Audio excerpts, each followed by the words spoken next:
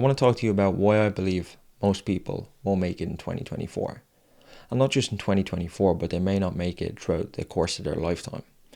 And if you stick to the end of this video, not only will you guarantee that you won't fall into the same category as them, which is wasting your time, energy, resources, and possibly going backwards, but once you become aware of this, I can guarantee you that you'll make 2024 your bitch. I'm certainly no fountain of wisdom, by the way, nor do I want to be.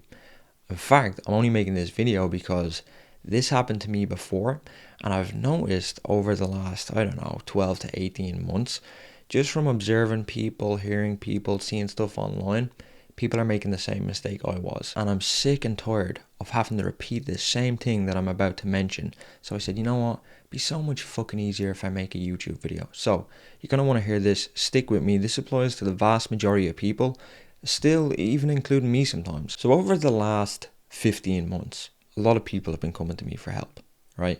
They want to win bigger in life, whether that be with making money, whether that be improving how they look, their self-image, their confidence, their appearance, their career, right? They want to change and improve the trajectory of their life. Those are the things, well, in my life that I wanted to change for a very long time, and I couldn't.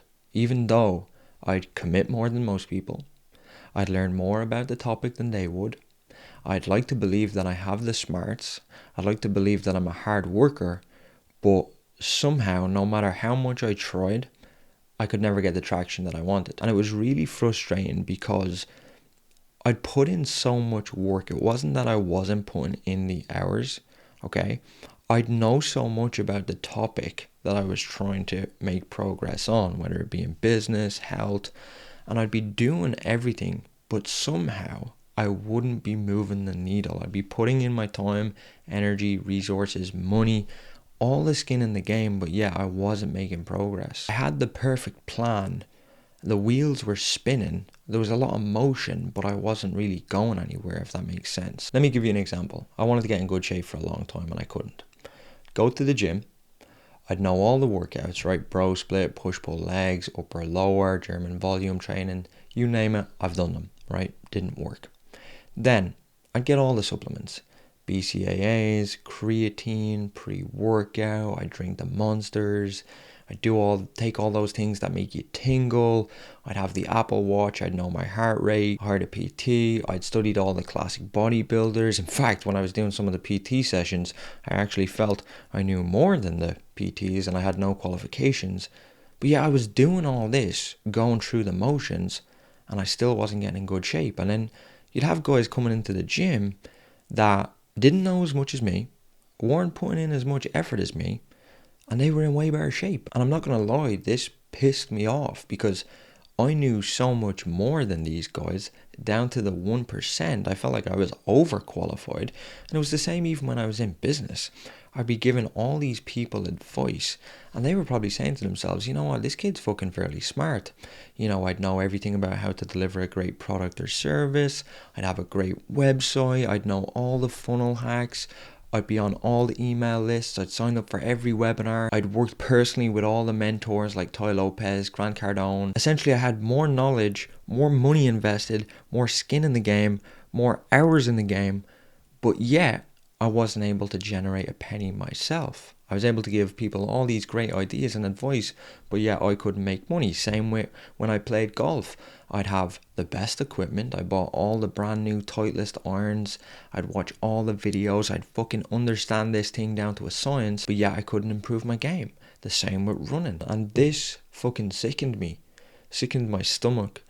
And I started developing this self-anger toward anyone who was having success. It was horrible. Anytime I would see someone who was successful in sports and business, in anything I was trying to pursue, I think the best word to describe it, and it's sad to say, but I had a feeling of envy towards them. I felt, you know what, I have skin in the game. How come they're making progress and I'm not? And it's sad to say that now because nowadays I believe you get what you deserve and those people and success should be celebrated. I take so much inspiration, but back then, the person I was envious. I couldn't bear to see other people win. And I'm not sure if this sounds familiar to you because I can't be the only one who has ever felt this way, but You know when you put so much effort into something and you want it so bad, and then when you see someone else get it and you're putting in what you feel is just as much, if not more work, and they get the result and then nothing is happening for you, it's hard. It genuinely is hard to accept that. I swear to God, there was one point where I genuinely believed for a while that there was some sort of invisible force in the universe that was preventing me and holding me back from achieving success. I swear to God. If I seen everybody make 10 grand a month, I was certain there's something fucking going on here. They're all doing it and I can't. It has to be something that I can't fucking see. Same with getting in good shape. And I'd contemplated giving up, but I could never bring myself to doing it. The thing that I was worried about was I thought people were gonna think I was insane because I was going through so much motion. I was putting in so much work and nothing was coming about of it. And it's like, how long can you do that until people start to say, you know what, that guy's fucked in the head? And if that sounds familiar to you, you're not alone, because I was there too. And from going about my day to day, whether it be online or in person, I think most people aren't getting the traction that they want for the very reason that I wasn't either. And what is that reason? Well, for a very long time, the thing that was holding me back was I was focusing on fancy. I was focusing on the fucking 1%, when in reality, I didn't need to focus on fancy or the 1%. I needed to get the fucking basics right. I needed to show up. I needed to execute the 2 or 3 fundamental tasks that actually move the needle. And that's the fucking problem nowadays. Everyone's so focused on fancy. Everyone's so focused on hyper optimizing the 1%, thinking they're fucking Tom Brady or Tiger Woods, and they can't even get the fucking 50% right, never mind the 80%. People are focused on shit that is not going to make the slightest difference in their year whatsoever. I have people coming up to me in the gym asking me about fucking BCAAs and creatine, or I didn't hit my fucking PB on the bench press because I didn't take my gummy bear to get the glycogen into the fucking stores of my muscle. And I'm like, bro, you need to fucking worry less about the fucking gummy bears and your creatine. You need to fucking sit on that bench and just start moving weight. That's what you need to do. Let me give you an example to help you understand. Let's look at an NBA player in the United States. Let's look at the progression of their career we'll go back as far as high school.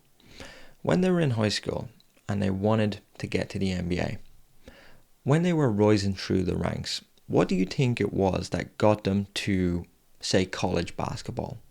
What was the differentiator? What separated them from their peers or their competitors in high school? Think about it. Right? It's raw talent. It's their skill. That's what got them the scholarship. Now, they're in college, they're playing basketball, and they want to get to the NBA. What's the differentiator that's going to separate them now that they're playing college ball? Think about it. The differentiator is it's skill. It's raw talent. They are better than their opponents. Now, that same player goes on to the NBA. He's now at the pinnacle. He's at the elite level. Tell me, when he goes out onto the court, what separates him from the guy next to him? Think about it. It's not to do with skill anymore, because the guy beside him, he's just as good. He's worked his way up from high school. He's bet everybody. He's bet everyone in college, right? He's just as good as you. So what's the differentiator now if it's not skill? It's not raw talent. What it is when you're at the elite level, everyone is just as good as you. And it's not skill that separates you. It's having the edge. And that's where you have to hyper optimize. That's where you need to focus on the 1%. People say that Kobe Bryant was naturally gifted. No, Kobe Bryant knew that the guy next to him was just as good. So he said, okay, skill is not the differentiator anymore. It's not my fucking talent that's going to get me the win. What I need to do is I need to stay an hour back after practice. I need to get there an hour early. Same with Tiger Woods. Same with Tom Brady. These guys know that at the elite level, when you're in the 1%, hyper optimization and finding the edge is what makes the difference, okay? Now, key word, when you're at the elite level, most people are not at that fucking level. Most people can't even get the fucking basics right. Never mind the 80%. Most people can't even get the 40% right. And until you're at that elite level, that's when you focus on the 1%, the hyper optimization, the fucking glycogen, the creatine, the BCAAs, all that fucking shit, right? You don't need to worry about any of that. I don't know what the fuck's going on. You've got people in the gym asking questions as if they're Christian Bumstead and they don't even know how to do a fucking bench press. You've got people in business online talking as if they're fucking Jeff Bezos or Warren Buffett and they haven't made a fucking €1,000. And what these people need to remember is that until you're in the 1%, all that fucking shit that you're focusing on is irrelevant. And that's the key word. I want to make sure that you heard that. Until. I'm not saying that you're not going to be Tom Brady, that you're not going to be Jeff Bezos or Tiger Woods. You can. You may not just be there yet, and that's okay. Most people think that there's shame attached to being real, having an awareness level of what your situation is, when in fact, that's actually a superpower in today's world. Most people lack awareness. And I say this with confidence and from my observations because I was there in my life too. And until I accepted my situation, until you understand where you are, think about it. How can you move forward? How can you proceed if you don't know where the fuck you are? Listen, man, being humble and accepting your life for what it is shows more strength, shows more smarts. It shows a bigger man, okay? And that's what I had to do. And yeah, okay, it was a hard pill to swallow that I wasn't in the 1%. I had to come back down from fairyland. But then I was able to start making real fucking progress. So, the easiest way for you to digest this and for you to understand what I'm saying here is think of it like this. I give you a jar and I need you to fill it up. You can go and you could find 2 or 3 big rocks. You could put them in the jar and then you could go and get a handful of pebbles to fill in the gaps. Or you could go and you could search for tons of pebbles. Take you a long time, you may not get them all. And then, even if you did and you had 2 or 3 rocks, they won't fit in the jar. Doesn't it make more sense to find 2 or 3 big rocks and then just fill in the gaps with pebbles? Well, that's what's happening in the real world. Everyone's out here trying to fill the jar, trying to achieve this outcome. They're filling it up with pebbles when really, if they just got 2 or 3 big rocks, they wouldn't need as much. They would just sprinkle in a few pebbles at the end. It makes everything much simpler, much faster, much more efficient, and you get the job done. This is actually a theory called the Pareto principle. The principle maintains that in any given system or situation, 20% of the input is typically responsible for 80% of the output. And this was discovered by an Italian economist who noticed that 80% of the land in Italy was owned by 20% of the people. And he went on to see the same pattern in many other fields. I wasn't aware of this principle at the time. You may actually know this. It's called the 80-20 principle, okay? And what it means is it's 80% of the results typically come from 20% of the actions. But beyond the 80-20 and Pareto's principle, I think the bigger issue was it was a pride thing. I didn't want to accept that I wasn't in the 1%. In fact, I wasn't even in the fucking probably 50%, never mind the 80%. I couldn't get the basics right. And I think by looking for the finer details, what you're doing essentially is you're deflecting blame and you're choosing to avoid what's actually important. And until you get the 80% right, you don't need to be focusing on the hyper optimization of the 1%. And as much as I accept ownership for everything in my life now, I think if you take a step back and look at this from a macro perspective, which I have done now, we're sold on this idea that we need the 1%, that there's some sort of secret, that things are complicated and they're not so simple. But what's really going on here is it's businesses that sell you complicated stuff. They lead you to believe that it is complicated because that way they can sell you a solution. If it was made out to be simple, well, technically you wouldn't need their help and they wouldn't be able to profit, right? So they need you to believe that there is a magic secret, that you do need to look in the finer details because essentially they have that. Like, let me give you an example of what I could do. If you wanted to lose body fat, for example, because I know this is relatively simple, it's not fucking hard. I could tell you that there's some sort of fucking magic secret. I could say you need this, you need to eat this one food in particular, and I'm the only person who sells it. Or what I could do is to make your life a whole lot easier. I could tell you 2 or 3 things. I could say, you know what? All you have to do is eat whole, nutrient dense foods, and what that's going to do is it's going to give your body the nutrients it needs to perform and speed up your metabolism, as well as remove inflammation. The second and third thing you should do, avoid added sugar and avoid gluten, because they're going to cause more inflammation and they're going to slow down your metabolism. It's not that hard. In fact, all you're actually doing is eliminating what makes you weak. It's the same thing with business. People are sold that there's some sort of fucking secret to get you to 25 grand a month, 100 grand a month. I'll tell you the fucking basics right now. The amount of money you make in business is going to be directly correlated to the amount of offers you make with the market. If you make more offers to the market, you're going to make more money. It's that simple. There you go. You don't need to go and spend money on a fucking course. Let's actually stay on the topic of business. Let's talk about marketing, something that everybody overcomplicates. In fact, if you write in my name on Google right now, write in Callum Roach, click on the news tab, you might see an article called Putting the Predictability Back in Marketing on Forbes.com. In that article, I talk about the Core 4 system, which is a framework that I developed to take someone from a point of no interest to wanting to buy your product or service, right? 4 steps, very simple. I'm telling you, everything is way more simpler than you think. And I was forced to realize this because I was sick of things being overcomplicated. And there was one guy in particular, actually. I was in London. I was doing a private consulting session with Toy Lopez, and Toy Lopez has a business partner called Alex Mayer, Mehr, and he founded a company called Zeusk that he sold for, I think it was 258 million. He sold his company for 258 million, and I was telling him about my situation, and he stopped me. He said, Callum, he said, you need to stop what you're doing right now. He said, what you're doing sounds like you're giving yourself brain damage. He said, making money is not fucking hard. He said, that's why my hair is still black. He said, I don't get grey hairs. He said, because making money should not be hard. It's simple. At the time, I didn't really get what he was saying because everything was still kind of complicated, but I fully get it now, and I believe that's the approach that I've took with everything. You know, even with making money, I'm making more money now, much easier, without having to force anything. Even with health, you know, and running, I'm running faster than I ever was.